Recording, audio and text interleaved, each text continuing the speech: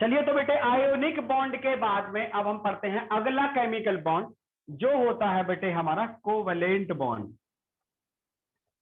Covalent bond सही मायनों में ट्रू बॉन्ड होता है, क्योंकि इसमें एटॉमिक ऑर्बिटल ओवरलैप करके बॉन्ड बनाते हैं। इसमें ionic bond is nothing, it is a kind of force of attraction. Ionic bond कुछ नहीं है, दो आयंस को आपस में जोड़ रखने के लिए जो अट्रैक्शन लगती है उसे आयोनिक बॉन्ड कहते हैं। कोवलेंट बॉन्ड में एक्चुअली एटॉमिक ऑर्बिटल ओवरलैप करते हैं, तो इसे वास्तव में ट्रू बॉन्ड बोलते हैं। कोवलेंट बॉन्ड बेटे 3 बॉन्ड बनते हैं। जब दो एटम के बीच में एक एक इलेक्ट्रॉन की शेयरिंग होती है तो उसे हम सिंगल कोवलेंट बॉन्ड कहते हैं। दो एटम के बीच में यदि दो दो इलेक्ट्रॉन की शेयरिंग होती है तो डबल कोवलेंट बॉन्ड बनता है। और यदि दो एटम के बीच में तीन तीन इलेक्ट्रॉन की शेयरिंग होती है तो क्या बनता है बेटे? ट्रिपल कोवलेंट बॉन्ड बनता है। इसके बाद जो अगला बॉन्ड होता है that is called coordinate bond. Coordinate bond एक ऐसा होता है बेटे, ये डायरेक्शनल बॉन्ड होता है। ये डायरेक्शनल इन नेचर होता है, मतलब इसमें डायरेक्शन होती है, जबकि आयोनिक बॉन्ड और कोवलेंट बॉन्ड में डायरेक्शन नहीं होती, ये कहीं से भी अराइज हो जाते हैं। इसमें क्या होता है बेटे, इसमें एक स्पीसीज एटलीस्ट एक लोन पेयर ऑफ इलेक्ट्रॉन दूसरी स्पीसीज को डोनेट करती है, यानी एक डोनर होता है, टेल वाली साइड डोनर होती है और ये एक्सेप्टर होता है। ये लोन पेयर ऑफ इलेक्ट्रॉन के कम से कम एक से होती है, इससे ज्यादा हो सकता है। अब क्योंकि जो ऑर्गेनिक कंपाउंड है उनके अंदर केवल कोवलेंट बॉन्ड ही बनेंगे, उनके अंदर ना कोऑर्डिनेट बॉन्ड मिलेगा आसानी से और ना आयोनिक बॉन्ड मिलेगा। कोऑर्डिनेट बॉन्ड क्योंकि इनके अंदर वैकेंट डी ऑर्बिटल नहीं होते, इसलिए लोन पेयर ऑफ इलेक्ट्रॉन ना ये एक्सेप्ट करते हैं ना ये छोड़ते हैं। ठीक है, आयन तो इनके अंदर प्योर बनते नहीं है, तो इसलिए बहुत कम चांस होते हैं कि इसके अंदर आयोनिक बॉन्ड बने। पोलर कोवलेंट बॉन्ड जरूर हो सकता है, वो हम बात करेंगे थोड़ी देर में। फिजिकल बॉन्ड पढ़ लेते हैं भाई बच्चों, इसको ध्यान से पढ़ना। फिजिकल बॉन्ड के बारे में बात करें अगर हम, लाइट आ रही है अब, मुझे ना पता, मन ना करा कुछ भी, क्लास चलिए रिकॉर्ड में, बाद में बात करिए। फिजिकल प्रॉपर्टीज में अगर हम बात करें बेटे, तो फिजिकल बॉन्ड में सबसे पहला होता है weak van der Waals force of attraction. Weak van der Waals force, weakest kind of force होती है van der Waals force. Van der Waals force किसके बीच में लगेगी बेटे? दो नॉन पोलर मॉलिक्यूल के बीच में लगती है। यानी हाइड्रोकार्बन में जो एल्केन होते हैं, एक एल्केन दूसरे एल्केन से weak van der Waals force of attraction से जुड़ा हुआ होता है। इसलिए जितने भी आप डेरिवेटिव पढ़ोगे आगे, सब में लिखेंगे हम हाइड्रोकार्बन से इनका बॉइलिंग पॉइंट ज्यादा होता है, क्योंकि हाइड्रोकार्बन में एल्केन एल्केन के बीच में वीकेस्ट फोर्स होती है। दूसरा होता है बेटे डाइपोल डाइपोल इंटरेक्शन। हालांकि ये 5 तरह की है, बस मैं आपको यहाँ पे 2-3 ही पढ़ाऊंगा जो यहाँ पे काम आएंगे। Dipole dipole interaction, dipole dipole interaction कब अराइज होता है बेटे? जब एक polar covalent bonded molecule, polar कौन सा होता है बेटे? जैसे CH3Cl, इसमें पोलैरिटी होती है, क्योंकि क्लोरीन बीइंग मोर इलेक्ट्रोनेगेटिव ये शेयर पेड ऑफ इलेक्ट्रॉन को अपनी ओर खींचेगी, जिसकी वजह से क्लोरीन पर हल्का सा नेगेटिव चार्ज, कार्बन पर हल्का पॉजिटिव चार्ज आ जाएगा। तो जब एक CH3Cl मॉलिक्यूल, जब एक CH3Cl मॉलिक्यूल के सामने दूसरा CH3Cl मॉलिक्यूल आएगा, तो इसके बीच में जो फोर्स ऑफ अट्रैक्शन आएगी वो कौन सी आएगी बेटे? Dipole dipole interaction. तो आपको ये 2 फोर्स तो विशेष रूप से ध्यान रखनी है ऑर्गेनिक कंपाउंड के अंदर। जैसे एसीटोन है उसके अंदर भी डाइपोल डाइपोल इंटरेक्शन होती है, एल्कोहल में भी डाइपोल फोर्स होती है, एल्काइल में भी होती है, हेलो एल्केन में भी होती है। लेकिन जो एल्केन होते हैं हमारे, उनमें वीक बेटे, एल्केन के अंदर weak van der Waals force of attraction होती है, क्योंकि ये नॉन पोलर होते हैं। नॉन पोलर के अंदर ये होती है, पोलर के अंदर ये होती है। ठीक है, एक होती है बेटे dipole induced dipole. Yes, dipole induced dipole, इसका केस क्या है? माना 2 लड़के साथ साथ रहते हैं, उनमें एक सिगरेट पीता है एक सिगरेट नहीं पीता, एक सिगरेट पीता है एक सिगरेट नहीं पीता। जो नहीं पीता अगर वो दूसरे वाले को भी सिखा दे, अगर जो नहीं पीता वो दूसरे वाले को भी सिखा दे, बोले भाई तू भी करके देख, इसे हम कहते हैं dipole induced dipole. Dipole induced dipole मतलब जब एक नॉन पोलर मॉलिक्यूल के साथ में एक कोई दूसरा पोलर मॉलिक्यूल है, ये पोलर मॉलिक्यूल हो गया, ये नॉन पोलर मॉलिक्यूल हो गया, जब इसके सामने ये आता तो इसकी वजह से इसके अंदर भी डिस्टॉर्शन आ जाता है, यानी नॉन पोलर भी अपने आप को इस तरह से बिहेव करने लग जाता है जैसे ये पोलर हो। है ना। तो इसलिए बेटे डाइपोल वाले में से दूसरे वाले में डाइपोल इंड्यूस होना ही क्या कहलाता है, dipole induced dipole, dipole induced dipole. ठीक है, तो ये तो थे बेटे हमारे बॉन्ड। ठीक है, बॉन्ड। तो बॉन्ड कितने तरह के होते हैं, दो तरह के बेटे, केमिकल बॉन्ड, फिजिकल बॉन्ड। और केमिकल बॉन्ड भी तीन तरह के होते हैं, फिजिकल बॉन्ड रियल में 5 तरह के होते हैं, बट मैंने आपको 3 ही तरह के पढ़ाए हैं। चलिए, तो अब हम पढ़ते हैं बॉन्ड फिशन। जब बॉन्ड बनेगा तो बॉन्ड टूटेगा, बॉन्ड फिशन। और कौन सा बॉन्ड होता है बेटे इसके अंदर, कोवेलेंट बॉन्ड। तो कोवेलेंट बॉन्ड की हम बात कर रहे हैं। बॉन्ड फिशन दो तरीके से होगा बेटे, दो तरीके से। कौन सा बेटे, एक homolysis,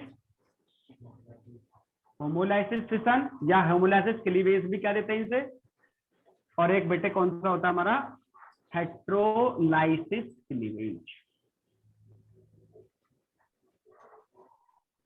homolysis cleavage and heterolysis cleavage.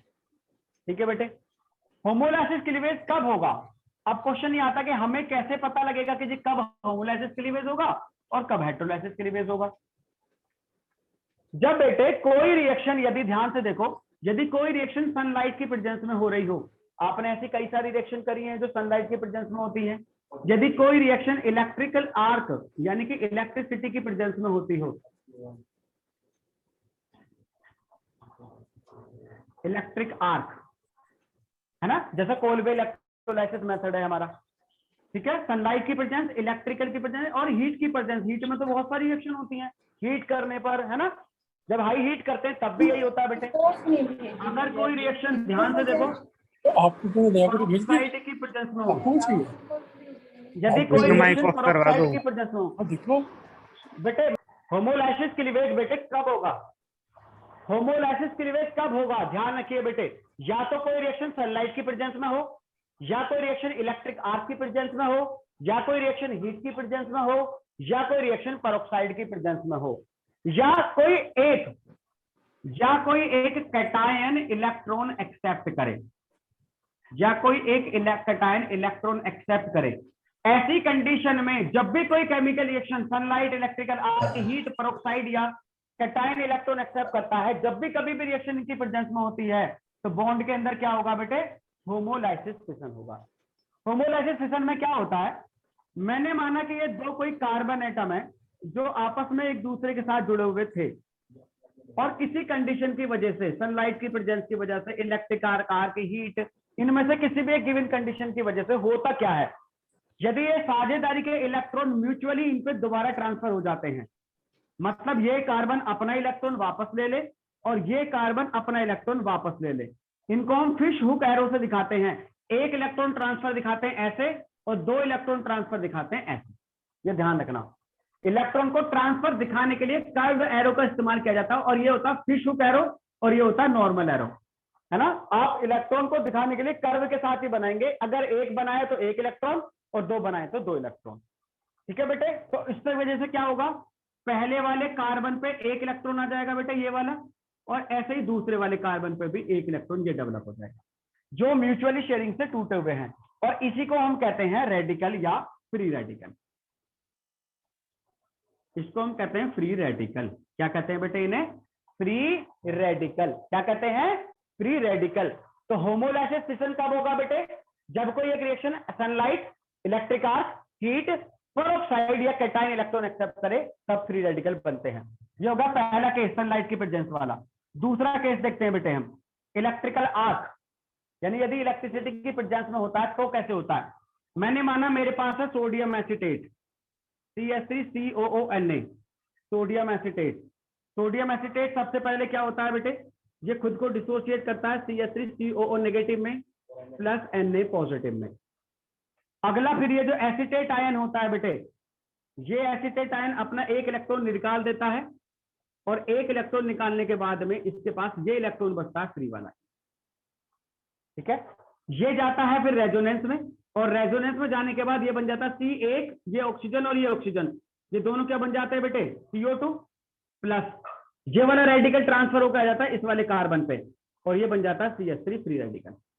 कब बेटे? इलेक्ट्रिक आर्क,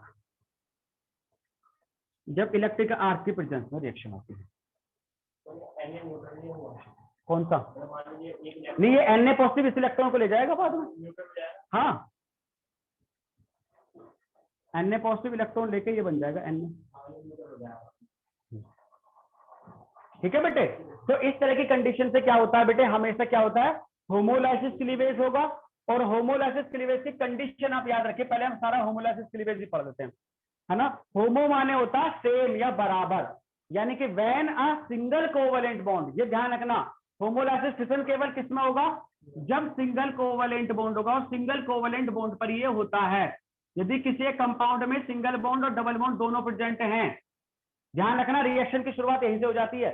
यदि किसी में सिंगल बॉन्ड और डबल बॉन्ड दोनों हैं और रिएक्शन में कंडीशन ये है, तो इस समय पर सिंगल बॉन्ड टूटेगा, क्योंकि ये सिंगल कोवलेंट बॉन्ड को ही ब्रेक करेंगे।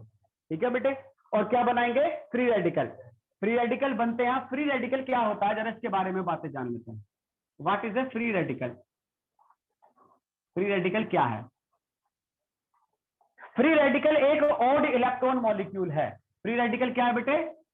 एक ओड इलेक्ट्रॉन मॉलिक्यूल है। ओड इलेक्ट्रॉन मॉलिक्यूल कैसे है? यदि आप किसी फ्री रेडिकल के अंदर इलेक्ट्रॉन देखोगे तो कितने बेटे? एक बॉन्ड में 2 इलेक्ट्रॉन होते हैं बेटे, तो 2, 2 4, 2 6 और 1 7। ठीक है। इसमें भी कितने बेटे? 2 4 6 7। इसमें देख लो 3 और हाइड्रोजन के साथ 2 6, है ना। एक हाइड्रोजन 2 बॉन्ड बनाएगा, 2 इलेक्ट्रॉन साथ बनाएगा, तो 3 2 6 और 1 7। हर जगह क्या होता है? यानी ये हमेशा ओड इलेक्ट्रॉन मॉलिक्यूल होते हैं, इनके अंदर 7 इलेक्ट्रॉन होते हैं हमेशा। कैसे होते हैं बेटे? Paramagnetic in nature. अभी हमने कल सॉलिड स्टेट में बात करी थी, यदि किसी के पास 3 इलेक्ट्रॉन होते हैं, एक भी इलेक्ट्रॉन अनपेड हो गया तो ये कैसे हो जाएगा? पैरामैग्नेटिक। अब इस पैरामैग्नेटिक फ्री इलेक्ट्रॉन की वजह से ये हाईली रिएक्टिव होते हैं। ये कैसे होते हैं बेटे? हाईली रिएक्टिव, यानी ये बहुत तेजी से दूसरे किसी रेडिकल के साथ जुड़ के बॉन्ड बना लेते हैं। हाईली रिएक्टिव होते हैं, यानी लास्ट में क्या होता है? एक रेडिकल वाला दूसरे किसी रेडिकल के सामने आकर तुरंत बॉन्ड बना लेता है CH3Cl, यानी ये दोनों एक एक इलेक्ट्रॉन की तुरंत शेयरिंग कर लेंगे। अगर हम इनमें हाइब्रिडाइजेशन की बात करें तो ये वाला जो एक इलेक्ट्रॉन होता है ये कभी काउंट नहीं होता है, ध्यान रखना। इसलिए 3 सिग्मा बॉन्ड की वजह से 3 ऑर्बिटल ऑक्यूपाई करेगा, मतलब हाइब्रिडाइजेशन आ जाएगा sp2। sp2 हाइब्रिडाइजेशन आ जाएगा। तो they are odd electron molecules, they are paramagnetic in nature, they are highly reactive and the hybridization of a free radical is sp2। ठीक है भाई बच्चों, यहां तक आपको बात समझ में आई फ्री रेडिकल के बारे में? तो मेरा पहला क्वेश्चन है, how free radicals are generated? The answer is when a single covalent bonded molecule is treated in the presence of the following. Number 1, sunlight, heat, electrical energy, if cation accept electrons or peroxide, इन सब के presence में होगा। What is the nature of free radical? A free radical is an odd electron molecule which contains 7 electrons in its outermost shell. Due to having one unpaired electron in the outermost orbital, they are paramagnetic in nature, they are highly reactive due to presence of unpaired electron and their hybridization is sp2। ठीक है, चलिए अब हम आते हैं काम की बात पर, और काम की बात पर स्टेबिलिटी ऑर्डर। हाँ जी, मैं इनके बारे में एक और बता दूं, they are electron deficient in nature, they are electron deficient in nature, यानी कि ये इलेक्ट्रॉन डेफिशिएंट इन नेचर है। क्यों? क्योंकि इनके वैलेंस शेल में 8 से कम इलेक्ट्रॉन हैं, और हमें पता है एक स्पीशीज कंबाइन करता इसलिए है ताकि उसके वैलेंस शेल में कम से कम कितने इलेक्ट्रॉन हो जाए बेटे? 8 इलेक्ट्रॉन हो जाए। अब क्योंकि 8 से कम इलेक्ट्रॉन है इसलिए कैसे हैं बेटे? ये इलेक्ट्रॉन डेफिशिएंट हैं, इलेक्ट्रॉनों की कमी है। तो बेटे इनको स्टेबलाइज करने के लिए क्या करना पड़ेगा? इलेक्ट्रॉन डोनेटिंग ग्रुप इनकी स्टेबिलिटी बढ़ाएंगे। It means greater the number of electron donating group on free radical carbon, on free radical carbon, greater will be its stability। और ये बात इस पे नहीं, एंटायर ऑर्गेनिक केमिस्ट्री पे काम करेगी। यानी यदि कोई इलेक्ट्रॉन डेफिशिएंट इन नेचर है, इलेक्ट्रॉन डेफिशिएंट यदि कोई है, यदि किसी के पास इलेक्ट्रॉनों की कमी है, तो बेटे उसकी स्टेबिलिटी उतनी ही ज्यादा होगी जितने इलेक्ट्रॉन डोनेटिंग ग्रुप उससे जुड़े रहेंगे। क्या आपको यह बात समझ में आई? जितने ज्यादा इलेक्ट्रॉन डोनेटिंग ग्रुप होंगे इलेक्ट्रॉन डेफिशिएंट वाले की हमेशा स्टेबिलिटी उतनी ज्यादा होगी। एंटायर केमिस्ट्री में ये बात ध्यान रखना है। एंड वाइस वर्सा, अगर कोई इलेक्ट्रॉन डोनेटिंग है तो उससे क्या जुड़े होने चाहिए? Electron withdrawing group. अब क्वेश्चन बस मेरे सामने एक आता है, मुझे ये नहीं पता कौन सी स्पीशीज इलेक्ट्रॉन डोनेटिंग होती है। तो इलेक्ट्रॉन डोनेटिंग का बिहेवियर कभी कभी कंडीशनली भी होता है अलग अलग केस में। लेकिन एक बात ध्यान रखना, हमेशा एक बात बिल्कुल सच है, एल्काइल ग्रुप जितने भी हैं, एल्काइल ग्रुप जितने भी एल्काइल ग्रुप हैं, they are electron donating in nature. yes, they are electron donating in nature, they are electron donating group, है ना? they increases stability of free radical। तो फिलहाल फ्री रेडिकल में बात कर रहे हैं तो इसलिए मैं कर रहा हूं, बाकी कहीं भी जहां पर जरूरत होगी इलेक्ट्रॉन डोनेटिंग। ठीक है बच्चा, चलिए मैंने माना मेरे पास ए, एक फ्री रेडिकल है मेरे पास CH3, बी एक फ्री रेडिकल है मेरे पास CH3 CH2, सी एक फ्री रेडिकल है मेरे पास CH3 CH CH3। मुझसे कहता है बताओ इनका स्टेबिलिटी ऑर्डर क्या होगा, which one is most stable. तो बेटे ये कैसा सुपर प्राइमरी फ्री रेडिकल है, ये प्राइमरी फ्री रेडिकल है और ये सेकेंडरी फ्री रेडिकल है, क्योंकि अपने अलावा दो से जुड़ा हुआ है, अपने अलावा एक से है और इसमें कोई जुड़ा हुआ नहीं। ठीक है, तो इसमें एक इलेक्ट्रॉन डोनेटिंग ग्रुप है बेटे ये CH3, इसमें ये दो इलेक्ट्रॉन डोनेटिंग ग्रुप है। तो जितने ज्यादा इलेक्ट्रॉन डोनेटिंग होते हैं स्टेबिलिटी उतनी ज्यादा होती है। तो that is why most stable among all this C, B and then A. बच्चों कोई डाउट यहां तक? No sir. No sir. ठीक है बेटे, ये थोड़ा सा ध्यान रखना बेटे ये सब बातें। ठीक है, थोड़ी थोड़ी प्रैक्टिस और आपका काम बढ़िया। चलो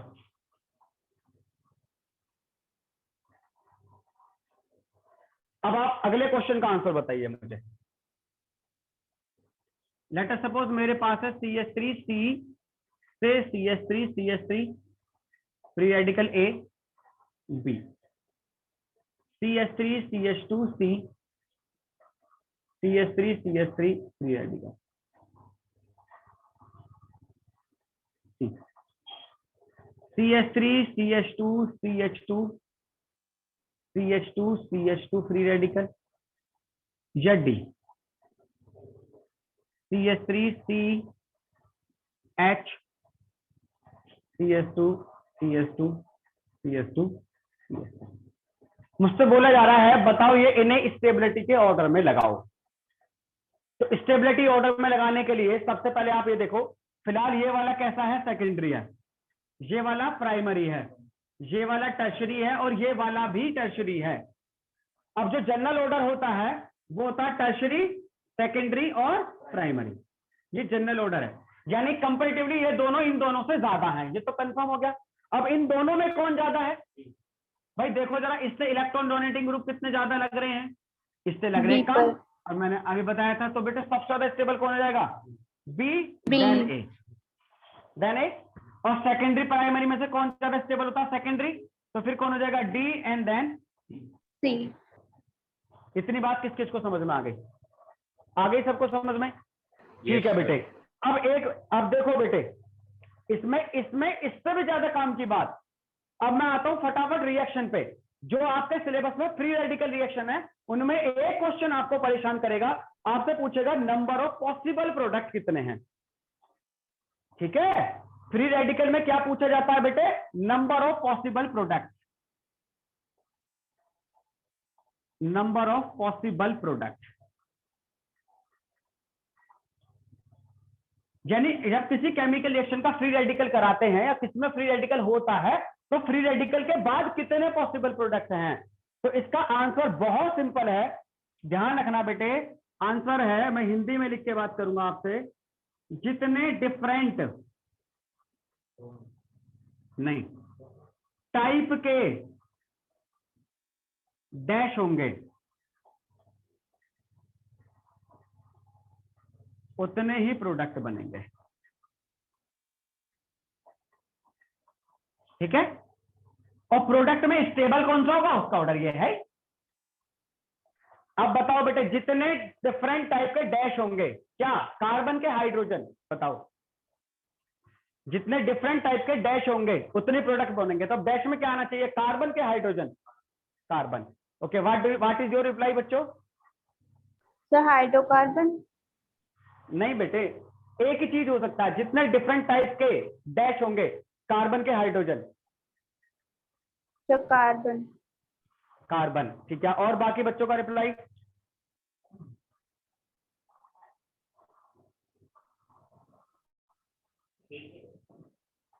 मैं खेल जाता हूं कभी कभी जज्बातों के साथ। मेरा नाम है बॉन्ड, जेम्स बॉन्ड। चलिए जी, कितने पॉसिबल प्रोडक्ट होंगे, जितने डिफरेंट टाइप के हाइड्रोजन होंगे, जितने, याद आ गया होगा आपको, मैंने पिछले साल भी आपको बताया था। मैंने कहा ऐसे तो बहुत सारी रिएक्शंस मैंने आपसे करवाई भी थी और अब भी करवाऊंगा। जितने डिफरेंट टाइप के हाइड्रोजन होंगे उतने ही फ्री रेडिकल प्रोडक्ट बन जाते हैं। आपको बस टाइप्स ऑफ हाइड्रोजन देखना, अलग अलग टाइप का हाइड्रोजन होना चाहिए। जितने टाइप के हाइड्रोजन होंगे हमेशा उतने पॉसिबल प्रोडक्ट बनते हैं। नीट वालों ध्यान से सुन लो, तुम्हारे यहाँ एक क्वेश्चन जरूर आएगा। बोर्ड वालों तुम थोड़ा बहुत ध्यान दे लो, तुम्हारे यहाँ आ भी सकता है और नहीं भी। तुम्हारे यहाँ इतना इंपॉर्टेंट नहीं है फ्री रेडिकल, क्योंकि फ्री रेडिकल 11th में बहुत इंपॉर्टेंट था, 11th में ज्यादा बात होती है। यहाँ तो हेलो एल्किन हेलो एरिन को बनाने के लिए फ्री रेडिकल सब्स्टिट्यूशन रिएक्शन आ जाती है, वहां एक आध प्रोडक्ट पे बात हो जाती है बस। लेकिन कंडीशन तुम्हें भी क्लियर होनी चाहिए। सबसे पहली बात तो फ्री रेडिकल कहां बनेगा, एल्काइल ग्रुप पे। कहां बनेगा, एल्काइल पे। कितने प्रोडक्ट बनेंगे, जितने टाइप के हाइड्रोजन होंगे। फ्री रेडिकल कहां बनेगा, केवल एल्काइल ग्रुप पे। यू अमृत है इसका, केवल एल्काइल ग्रुप में बनेगा। और कितने प्रोडक्ट बनेंगे, जितने डिफरेंट हाइड्रोजन होंगे। इस बात को तो लिख लो मेरे सीक्रेट में, माई सीक्रेट्स में इसे डाल लो आप। ठीक है, अगर आपको ये बातें पता है तो रिएक्शन नहीं रखनी पड़ेगी, ये वो बात है बेटे। अगर आपको ये पता है तो रिएक्शन नहीं रखनी है, ये नहीं पता है तो फिर ढूंढते रह जाओगे। ठीक है, चलिए सबसे पहले मैं आपको ये बताता हूं कि कहां फ्री रेडिकल बनेगा। मैंने कहा मेरे पास CH4 है, सनलाइट की प्रेजेंस में बड़े आराम से फ्री रेडिकल बन जाएगा। CH3 free radical, H free radical, मतलब एक बॉन्ड टूट जाएगा, कोई सा भी जो मन करे। उसके बाद जितने चाहो उतने तोड़ दो इसमें। तो अगर मैं बात करूं CH3 के अंदर, इसमें केवल एक ही टाइप के हाइड्रोजन है बेटे। भाई इधर भी 3 है, इधर भी 3 है, और वैसे भी कुछ बदलाव नहीं आ रहा। 3 भी है प्लस बदलाव भी कुछ नहीं आ रहा। तो इसमें एक टाइप का फ्री रेडिकल बनेगा, जहां मन करेगा वहां बना लो।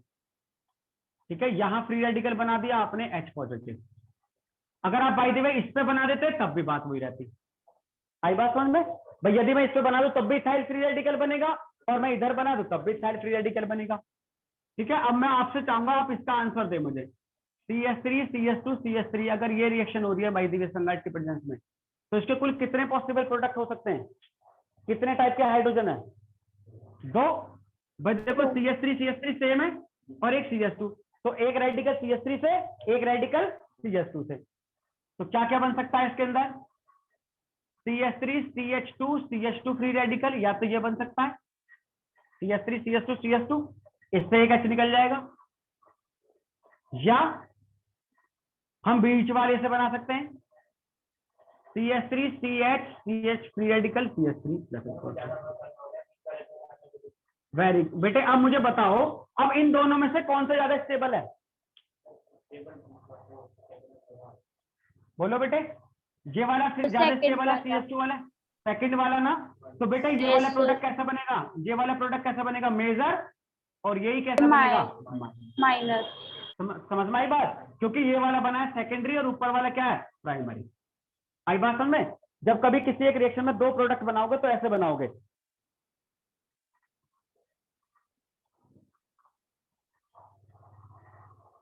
चलो भाई एग्जाम्पल करते हैं, इसी पे बिल्कुल इसी कॉन्सेप्ट पे एग्जाम्पल करते हैं।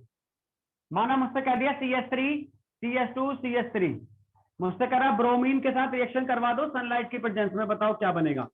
सबसे पहला ध्यान जाना चाहिए, यहाँ पे दिया क्या गया है, सनलाइट दी गई है, सनलाइट की प्रेजेंस में इसके अंदर फ्री रेडिकल बनेंगे, तो सबसे पहले इसके अंदर फ्री रेडिकल बना दो। आपको पता है जितने डिफरेंट टाइप के हाइड्रोजन होंगे उतने डिफरेंट टाइप का फ्री रेडिकल बनेगा, यानी एक फ्री रेडिकल ये बन जाएगा और एक फ्री रेडिकल ये बन जाएगा। अब मुझे पता है कि इसका काम क्या है, ये भी फ्री रेडिकल ही डेवलप करेगा, तो एक आकर जुड़ जाएगा हमारा इस वाले फ्री रेडिकल से और एक हमारा जुड़ जाएगा इससे आके, यानी ये दो डिफरेंट प्रोडक्ट बन जाएंगे। प्लस बचने वाला H और Br, HBr निकल जाएगा। कौन सा वाला बनेगा, मेजर ये वाला, और ये वाला कैसा बनेगा, माइनस माइनस है। हाँ ठीक है, समझ में आ गया। चलो बेटे, अगर मेरे पास है CH2 double bond CH single bond CH3, मैं इसकी रिएक्शन करवा रहा हूं Cl2 के साथ in the presence of sunlight, बताओ बच्चों क्या बनेगा। सबसे पहली बात तो यहाँ पे डबल बॉन्ड है, यहाँ तो फ्री रेडिकल बनना ही नहीं, डबल बॉन्ड पर तो बनेगा नहीं, किस पे बनेगा, सिंगल बॉन्ड पे, एल्केन पे, यहाँ पे बनेगा बेटे, तो ये वाला तो रह जाएगा ऐसे ही, इस पे बन जाएगा फ्री रेडिकल यानी CH2, बोलो हाँ के ना, यहाँ से आया Cl और प्लस क्या बन जाएगा HCl। अब देखो बेटे क्लोरीन के साथ एडिशन भी हो जाता है, ध्यान रखना, देखो कितना सा अंतर है, कितना सा अंतर है, जरा देख लो बेटे, यही अंतर सीखने बस। अगर सेम रिएक्शन हो, अगर सेम रिएक्शन हो, मुझे दे रखा हो यही, सब कुछ यही है, मलबा, केवल क्या नहीं है, जलवा, सनलाइट। अगर सनलाइट की प्रेजेंस नहीं है, रिएक्शन सेम है, तो पता क्या होगा, अब होगा एडिशन, एक क्लोरीन जाके जुड़ जाएगी इसमें और एक क्लोरीन जाके जुड़ जाएगी इसमें, इतना सा छोटी सी, बल्कि तुषार में रहता लगा था इसी बात पे, CH2 single bond CH single bond CH3, ये रिएक्शन दी थी मैंने एक दिन ऐसी, एक करवा के ये, इसमें प्रोडक्ट ये बनेगा। तो हल्का सा अंतर किसका है, सनलाइट का, यानी सनलाइट है तो रेडिकल बन गया, सनलाइट नहीं है तो एडिशन हो गया। क्लियर होती है बात। इसी बात को मैं कल आपको पढ़ाऊंगा, कल इसी बात को बढ़ाएंगे, कल फ्री रेडिकल रिएक्शन के एग्जांपल वेरियस देखेंगे, यानी होमोलाइसिस के लिए कंप्लीट करके फिर हेटेरोलाइसिस के एग्जांपल्स की तरफ को चलेंगे, ठीक है, और टाइप्स ऑफ प्रोडक्ट और उसके रिलेटेड में करेंगे, और फिर आपको एनसीईआरटी का होमवर्क मिलेगा, ठीक है। आई होप कि आपको बात समझ में आई होगी। जब आपको समझ में आ गई है तो व्हाट इज योर जॉब, अब आप आराम से खेलो कूदो नहाओ PUBG चलाओ पूरे 8 बजे तक, रात को 9 बजे तक चलाओ। उसके बाद जब तुम्हारा सोने का टाइम हो तो यूं देखना मास्टर ने क्लास शुरुआत कहां से करी और कहां पे खत्म करी। अगर तुमने 5-10 मिनट में 15 मिनट में अपने आप को ये रिकॉल कर लिया कि पहले सर ने ये पढ़ाया, फिर ये पढ़ाया, फिर ये पढ़ाया, फिर ये पढ़ाया, दुनिया की सबसे तकड़ी, मैं बता रहा हूं तुम्हें, अगर संदीप माहेश्वरी भी इस बात को बता दे, सबसे तकड़ा यदि कोई किसी आदमी को लर्निंग हो सकती है, सबसे बढ़िया कोई सीख सकता है, हमारे ऋषि मुनि महात्माओं ने यदि किसी माध्यम से ज्ञान प्राप्त किया है तो वो यही था। ध्यान, पुराने जमाने में कहा किसी के पास कागज नोट्स देख रहे, वो काय को नोट्स बना रहे, तुमने सुना कभी राम जी ने नोट्स बनाए? उन्होंने कंटेस्ट याद करा था, सारी चीजें कैसे, इस योग विद्या के माध्यम से। मतलब कंटेस्ट याद करने के लिए वो श्लोकों को स्मरण करते थे और स्मरण करने से सारी चीजें याद हो जाती हैं। That is it for today, thank you for next day, rest for the next day.